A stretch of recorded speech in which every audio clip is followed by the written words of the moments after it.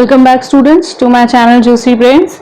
और आज के लेक्चर में हम रिडेम्पशन ऑफ डिबेंचर्स के आखिरी मेथड को डिस्कस करेंगे एंड मोस्ट प्रोबेबली ये आखिरी क्वेश्चन भी होगा और इसके साथ हमारा ये चैप्टर भी फिनिश हो जाएगा।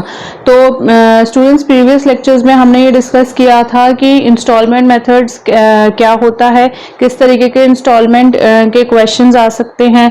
लाइक इक्वल इंस्टॉलमेंट होता है, अनइक्वल इंस्टॉलमेंट्स होते हैं। अनइक्वल इंस्टॉलमेंट्स भी दो तरीके के होते हैं और हमने उसको इन लेंथ में डिस्कस किया था। और आज हम डिस्कस करेंगे कि what is the lump sum method of redemption of debentures, और उस पर एक क्वेश्चन सॉल्व करेंगे। और आई होप सो स्टूडेंट्स इस क्वेश्चन के साथ आपको ये चैप्टर भी क्लियर हो जाएगा। और फिर भी अगर आपको कोई डाउट्स रहते हैं तो please feel free to mention your doubts in the comment section and I will make sure कि मैं इसको टाइमली आपको सॉल्व करके बता सकूं। So let's start with the lecture. So students पहले हम समझ लेते हैं जल्दी से कि लंप सम मेथड क्या होता है। लंप सम मेथड मींस कि कंपनी ने कुछ डिबेंचर्स को इशू करे एंड फाइनली जब वो उन डिबेंचर्स को रिडीम करती है तो उन पूरे अमाउंट से रिडीम करती है। सपोज 20 लाख के डिबेंचर्स इशू करे तो फॉर अ पीरियड ऑफ से सपोज 10 ईयर्स या 5 ईयर्स, तो 5 ईयर्स के एंड में ये सारे जो भी 20 लाख के डिबेंचर्स होंगे ये पूरे उसी अमाउंट से कंपनी रिडीम कर लेगी। ठीक है, इसके बीच में कोई भी इंस्टॉलमेंट मेथड कंपनी यूज नहीं करती, जैसे कि हमने प्रीवियस क्वेश्चंस में डिस्कस किया था। तो लंप सम मींस जैसे कि एक लॉट में कंपनी ने डिबेंचर्स इशू करे और उसी लॉट के अमाउंट के डिबेंचर्स को कंपनी आफ्टर स्पेसिफाइड पीरियड या मैच्योरिटी डेट बोल सकते हैं उस पर रिडीम कर लेती है। तो इस पे भी कुछ जर्नल एंट्रीज होती हैं और इस क्वेश्चन को भी हम उसी तरीके से बाइफरकेट कर सकते हैं। जर्नल एंट्रीज का जो रिडेम्पशन का जो टाइम पीरियड होता है उसमें कर सकते हैं कि at the time of issue के एंट्रीज आएंगी, बिफोर रिडेम्पशन के एंट्रीज आएंगी and at the time of redemption. So I have written one question for you, that is एक क्वेश्चन दिया गया आपको कि एक अनलिस्टेड कंपनी है। अब इसमें कुछ चीजें हैं जो आपको ध्यान से गौर करनी है। एक अनलिस्टेड कंपनी है, ठीक है, ये आपको मेंशन होगा, ओके, जिसने इशू करे 15,000 debentures carrying 10% rate of interest 100 each at par पे इशू कर रही है। तो एज सच आपको प्रीमियम और डिस्काउंट की कोई एंट्री अलग से नहीं करनी, बट रीपेबल हो रहे हैं एट अ प्रीमियम ऑफ 15%। तो अगर रिडीम हो रहे हैं 15% प्रीमियम पे तो यहाँ पे रिलेटेड जो प्रीमियम की एंट्रीज है वो आएंगी। ठीक है, ऑन 31 मार्च 2020, यानी कि अब आपको पता है कि रिडेम्पशन कंपनी ने स्टार्ट किया या मतलब रिडीम मैच्योरिटी पीरियड खत्म हुआ 2020 में, तो 15 को इशू करे और 20 भी रिडीम कर लिए। अब एक्स्ट्रा इन्फॉर्मेशन क्या है, company decided to redeem the debentures out of profits. Students ये बहुत ही इंपॉर्टेंट वर्ड है, आउट ऑफ प्रॉफिट्स। ये आपको बोल्ड में भी एग्जाम में दिया रहेगा और नहीं भी दिया रहेगा तो इस चीज को आपको नोट करना है कि ये out of profits word mention है कि नहीं। मींस यहाँ पे डीआरआर के क्रिएशन की बात हो रही है कि डीआरआर कितने परसेंटेज से क्रिएट होगा, that is debenture redemption reserve account. अगर out of profits word mention है दैट मींस 100% प्रॉफिट्स हमने यूटिलाइज कर लिए डीआरआर को क्रिएट करने में, या 100% प्रॉफिट्स को हमने ट्रांसफर कर दिया डीआरआर में। क्लियर? और अगर ये आउट ऑफ प्रॉफिट्स वर्ड नहीं मेंशन है that means you have to transfer 10% of the divisible profits to the DRR या 10% of the face value of the maturing debentures। तो वहां पे हम 10% कंसिडर करेंगे और यहाँ पे अगर आउट ऑफ प्रॉफिट्स दिया गया है तो दैट मीन्स 100% प्रॉफिट्स वो ट्रांसफर टू दी DRR, ये आपको ध्यान रखना है। And required investment is made. अब रिक्वायर्ड इन्वेस्टमेंट की बात जब आती है तो यहाँ पे हम बात करते हैं DRI की, यहाँ DRI की बात हो रही है। ठीक है, इज मेड ऑन 30 अप्रैल 2019। ये तो आपको पता है कि DRI रिडेम्पशन के प्रीवियस ईयर में हम क्रिएट करते हैं और जिस साल में रिडीम करती है कंपनी डिबेंचर्स को उस साल में हम उस इन्वेस्टमेंट को इनकैश करते हैं। तो बेसिकली 30 अप्रैल 2019 को हमने DRI क्रिएट किया, उसको फिक्स डिपॉजिट में डाल दिया और यहाँ पे एक एडिशनल इन्फॉर्मेशन है कि ये fix deposit is carrying a rate of interest at the rate of 8%। ठीक है, एंड बैंक डिडक्टेड टीडीएस उसने डिडक्ट किया अपनी सर्विसेज के लिए। आपने कुछ, कंपनी ने कुछ इंटरेस्ट अर्न करा, ठीक है, और इस एडिशनल अमाउंट पे गवर्नमेंट ने कुछ पैसा काट लिया in the form of tax, in the form of TDS. तो वो 10% दिया है on its maturity, that is on 31 March 2020। आपको इंफॉर्मेशन दी गई है। So let's start with the entries. तो at the time of issue हम कौन सी एंट्रीज करेंगे, जल्दी से देख लेते हैं। पहला क्या है, 1 2015 में होंगी, 1 जैन क्या एंट्री होंगी, सिंपल जो हम करते हैं, बैंक अकाउंट डेबिटेड टू कितना परसेंट दिया, 10% debenture application and allotment account. इसको आप जल्दी से निकाल लीजिए कितना होगा। 15,000 के डिवेंचर्स दिए हैं एंड 100 पार वैल्यू दिया है, ठीक है, तो ये 15 lakhs हो गया, ठीक है, और इसको हम ट्रांसफर कर देते हैं। तो एंट्री क्या आएगी, 10% debenture application and allotment account debited. अब हमें ध्यान में रखना है कि रिडीम प्रीमियम पे हो रहा है या पार पे हो रहा है, डिस्काउंट पे हो रहा है, क्या। इस क्वेश्चन में प्रीमियम दिया है 15% पे रिडीम हो रहा है। तो हमने प्रीवियसली भी डिस्कस किया था, अगर प्रीमियम है तो वो लॉस है कंपनी के लिए, तो हम उसे डालते हैं loss on issue of debentures account, ये भी डेबिट होगा टू 10% डिवेंचर्स अकाउंट टू। अब हम प्रीमियम के अमाउंट यहाँ दिखाएंगे, premium on redemption of debentures account. तो ये जर्नल एंट्री अभी तक आपको याद हो जानी चाहिए, ठीक है। तो जो अमाउंट प्रीमियम में आएगा वही अमाउंट हम loss on issue of debentures में भी लिखेंगे। अब कितना आएगा, 15% दिया है, तो फटाफट आप 15 lakhs का 15% निकाल लीजिए। तो ये आएगा स्टूडेंट्स 2,25,000, ठीक है। तो ये 2,25,000 यहाँ चला गया, और ये लॉस में भी हम दिखा देंगे 2,25,000, क्योंकि प्रीमियम का जो अमाउंट है उतना ही अमाउंट लॉस में जाएगा। इसके अलावा डिस्काउंट पे तो इशू हो नहीं रहे डिवेंचर्स, ठीक है। तो 2,25,000 और 10% डिवेंचर्स का अमाउंट हमने यहाँ कैलकुलेट कर रखा है, दैट इज 15 lakhs। क्लियर, ये क्लियर हो गई। अब हमने 15 की एंट्रीज कर ली। अब देखते हैं रिडीम कब कर रही है कंपनी, 20। इसके बीच में क्या एंट्री बनेगी, एक ये दिया है कि हमें डीआरआर क्रिएट करना है आउट ऑफ प्रॉफिट्स एंड नहीं, डीआरआर हमें क्रिएट करना है आउट ऑफ प्रॉफिट्स एंड 19 को हमने डीआरआई भी क्रिएट किया। क्लियर, तो अब हम 19 की एंट्रीज कर लेते हैं। 2019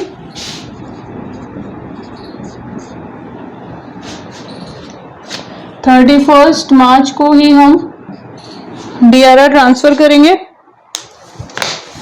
तो डीआरआर ट्रांसफर करने की क्या जर्नल एंट्री होती है, surplus in statement of PL account debited to DRR, ठीक है। अब यहाँ पे ध्यान देने वाली बात यह है कि वैसे तो 10% of the face value of the maturing debentures है, ये तो अभी तक आपको पता हो गया होगा, लेकिन यहाँ पे एडिशनल जो इन्फॉर्मेशन है that is out of profits. Out of profit means जितना पार्ट डिविजिबल प्रॉफिट का अमाउंट था उतना ही पूरा हमने डीआरआर में ट्रांसफर कर लिया। तो मतलब कि 100% ट्रांसफर कर लिया। तो 100% of maturing value, face value कितनी है ऑफ दी आउटस्टैंडिंग डिवेंचर्स, ये क्लियर हो गया students, that is 100% of 15 lakhs। तो ऑब्वियसली ये सीधा सीधा 15 lakhs आ गया। ओके, और क्या क्रिएट हो रहा है, डीआरआई भी क्रिएट हो रहा है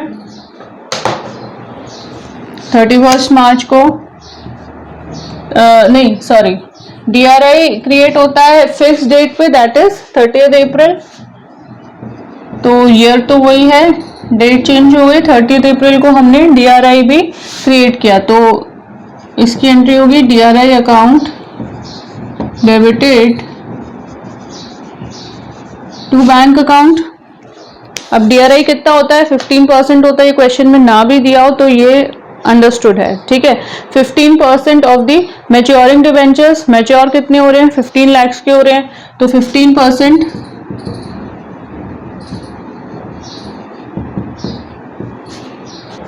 इसे हम कैलकुलेट कर लेते हैं, तो हमारी वैल्यू आएगी 2,25,000। क्लियर, इतना क्लियर हो गया, ओके। अब हम नेक्स्ट ईयर पे आ जाते हैं। अब ये हमने कर लिया eight the time of issue, ये हमने कर ली बिफोर रिडेम्पशन। अब eight the time of redemption that is 2020, ठीक है, 31 मार्च को ये करेंगे, ओके। तो अब हमें पता है कि यहाँ पे भी कुछ फिक्स्ड अमाउंट की जर्नल एंट्रीज आएंगी। यहाँ पे अगर हमने DRI क्रिएट किया है तो यहाँ हम सबसे पहले उसे इनकैश करेंगे, तो आएगी बैंक अकाउंट डेबिटेड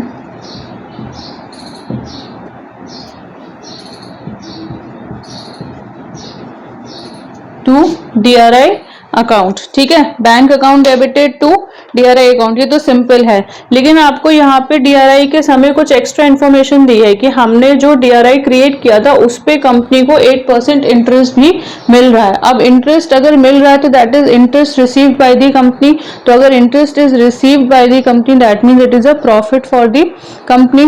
तो एडिशनल हम एक और एंट्री करेंगे यहाँ पे, to interest received account. Clear हो गया, दैट इज वाई मैंने ब्लैक से लिखा है ताकि आपको समझ में आ जाए कि अगर इंटरेस्ट दिया हो और उस पर TDS दिया हो तो क्या एक्स्ट्रा एंट्रीज आपको करनी है। तो यहाँ पे इंटरेस्ट रिसीव्ड हो गया, ठीक है। और एक चीज और दे रखी है कि बैंक ने डिडक्ट किया TDS at the rate of 10%। अब बैंक ने अगर TDS डिडक्ट किया दैट मीन्स ये एक्सपेंस हो गया कंपनी के लिए, तो इसको हम डेबिट करेंगे, दैट इज, तो इसको हम लिख देंगे TDS अकाउंट डेबिटेड या TDS डिडक्टेड भी आप लिख सकते हैं, ये डेबिट हो जाएगा, ठीक है। तो बैंक डेबिट हो गया, TDS डिडक्टेड डेबिट हो गया, DRI क्रेडिट होता ही है और इंटरेस्ट रिसीव्ड एडिशनल क्रेडिट हो गया। क्लियर, तो यहाँ पे तो हमें पता है कि कितना आएगा, DRI का अमाउंट था दैट इज 2,25,000, ठीक है। अब इस 2,25,000 पे हमें 8% इंटरेस्ट मिल रहा है, ठीक है, और वो भी साल के आखिरी में मिल रहा है, ठीक है। तो यहाँ पे हमें इंटरेस्ट के साथ, जब भी आपको पता है कि हम इंटरेस्ट अमाउंट कैलकुलेट करते हैं तो रेट ऑफ इंटरेस्ट दिया होता है, प्रिंसिपल अमाउंट दिया रहता है और टाइम दिया रहता है। टाइम इंपॉर्टेंट है तो इसको आप नोट करके चलना। अमाउंट हमें दे रखी है, इंटरेस्ट रेट हमें 8% दे रखा है और टाइम पीरियड कब का होगा, 31 मार्च को हम बना रहे हैं, ठीक है। और क्रिएट हमने कब किया था, अप्रैल में। तो ये अगर आप 30 अप्रैल से 31 मार्च का टाइम पीरियड कैलकुलेट करें तो it will be 11 months. Clear, ये आप कैलकुलेट कर लेना, 11 मंथ्स आएगा। तो सिंपल सा है कि 2,25,000 पे 8% इंटरेस्ट लगेगा फॉर 11 मंथ्स। ये कैलकुलेशन होगी, तो इसको आप जल्दी से निकाल लीजिए, कैलकुलेट कर लेते हैं, इंटू 8 इंटू 11 दैट इज 16,500। तो ये आपका इंटरेस्ट रिसीव्ड की वैल्यू हो जाएगी 16,500। समझ में आया स्टूडेंट्स? अब TDS डिडक्टेड का अमाउंट कैसे निकालेंगे? TDS आपको ये ध्यान रखना है कि इंटरेस्ट रिसीव्ड हमेशा जो DRI का अमाउंट होता है उस पर निकलता है, तो हमने निकाल दिया। अब TDS हमेशा जो एक्स्ट्रा इंटरेस्ट कंपनी बैंक में रख रही है, ठीक है, उस पे निकलेगा, क्योंकि एडिशनल अमाउंट DRI के बियॉन्ड या DRI के एडिशनल कोई अमाउंट है जो कि कंपनी रख रही है तो इस पे TDS कटेगा। तो इस पे अगर TDS कटेगा तो I am writing it here so that it is easy for you. 16,500 पे TDS is given how much, 10%। तो ये क्लियर हो गया, दैट इज 1650। अब 1650 आपका TDS है। क्लियर, और बाकी का अमाउंट आप कैलकुलेट कर लीजिए, this plus this minus 1650 it will come to 2,39,850। 2,39,850। अब समझ में आया कि ये जो सिंपल एंट्री थी bank account debited to DRI account, ये सिंपल ना होके एक्स्ट्रा इन्फॉर्मेशन के साथ TDS डिडक्ट डेबिट हो गया, और दूसरी जो बनेगी that is interest received credit हो गया। अब हमने DRI को इन कैश कर लिया, अब हम रिडेम्पशन की 2 एंट्रीज बना सकते हैं। तो ये भी 31 मार्च को आएगी। तो एंट्री क्या होगी, 10% डिवेंचर्स अकाउंट डेबिटेड। अब प्रीमियम हमने यहाँ शुरू में eight the time of issue हमने बताया था कि एक बार क्रेडिट होता है, अगर उस टाइम क्रेडिट हो गया तो रिडेम्पशन के दौरान डेबिट होगा। ओके, तो premium on redemption of debenture account यहाँ डेबिट हो गया to debenture holders account. Clear? तो ये तो हमारा 15 लाख था, इतने की रिडीम हो रहे हैं। प्रीमियम हमारा था, आप दोबारा से देखेंगे तो प्रीमियम आपको मिलेगा 2,25,000।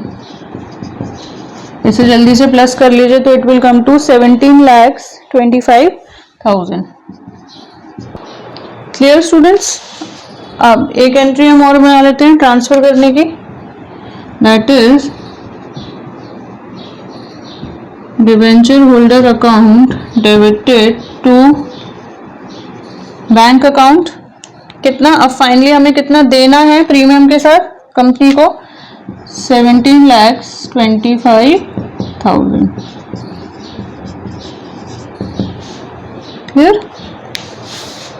ठीक है, अब हम फाइनल एक एंट्री बना लेते हैं। DRR को जनरल रिजर्व में ट्रांसफर करना है, तो ये भी हम 31 मार्च को ही करेंगे।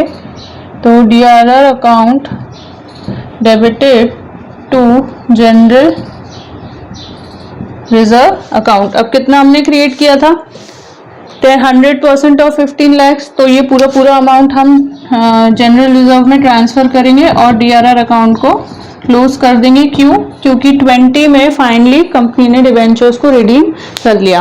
ओके, और एक एंट्री आपको और ध्यान रखनी है, अगर एडिशनल इंटरेस्ट रिसीव्ड यहाँ आई है, अगर इसकी एंट्री आई है तो ऑब्वियसली आपको इंटरेस्ट रिसीव PL अकाउंट में ट्रांसफर करना होगा। ठीक है, so that is also on 31st हम कर देंगे। तो interest received is a kind of an income for the company. ठीक है, तो ये PL अकाउंट के क्रेडिट साइड में जाएगा। So the entry will be interest received account debited to statement of PL account। कितना इंटरेस्ट मिला था हमें, 16,500। ये पूरा अमाउंट ट्रांसफर हो जाएगा PL अकाउंट में। इसके बाद और इसके अलावा तो आई होप सो कोई एंट्रीज नहीं है, तो यहाँ पे आपका ये क्वेश्चन पूरा कंप्लीट हो जाता है। आई होप सो स्टूडेंट्स आपको ये क्वेश्चन आसान लगा होगा अभी तक, क्योंकि हमने जो ट्रिकी पार्ट था रिडेम्पशन ऑफ डिवेंचर्स का, इंस्टॉलमेंट मेथड का, और उसके कैसे कैसे क्वेश्चंस आ सकते हैं वो हमने डिटेल में प्रीवियस लेक्चर्स में 2 या 3 लेक्चर्स में हमने अच्छे से एक्सप्लेन किया है। अगर आपको ये कॉन्सेप्ट डिफिकल्ट लग रहा है तो प्लीज़ आई सजेस्ट कि आप पहले आप वो वाले वीडियोस देखें, ताकि वो कॉन्सेप्ट आपको DRI का DRR का अच्छे से समझ में आ जाए। एंड फाइनली फिर आप ये मेरा वीडियो देखेंगे, ये लेक्चर देखेंगे, तो ये वाला क्वेश्चन आपको बहुत ही आसान लगेगा। क्यों?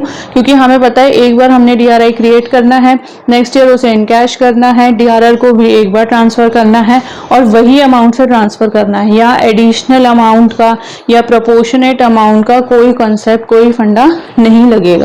ठीक है, वो इंस्टॉलमेंट में हमें ध्यान रखना है। So students, this was all about redemption of debentures, और होपफुली आपको ये चैप्टर अब अच्छा लगने लगा होगा, और जो भी DRR DRI के कंसेप्ट्स हैं और जो भी एक्सप्लेनेशन थी वो आपको अच्छे से समझ आ गई होगी। और इसके साथ साथ हमने आज इस लेक्चर में ये टॉपिक भी फिनिश कर लिया है। सो इससे रिलेटेड अगर आपको कोई भी डाउट है आप कमेंट सेक्शन में मेंशन कर सकते हैं, और अगर आपको मेरा ये वीडियो अच्छा लगा हो, ये लेक्चर समझ आया हो, तो प्लीज़ इसे लाइक करें और डू सब्सक्राइब माय चैनल, ताकि मैं आपके कन्फ्यूजन्स ऐसे ही दूर कर सकूं और हम आने वाले चैप्टर्स को और इंटरेस्टिंग बना सकें। See in the next lecture. Students, अगर आपको मेरा लेक्चर अच्छा लगा हो तो इसे लाइक करें, इसे शेयर करें and do subscribe to my channel. See in the next lecture.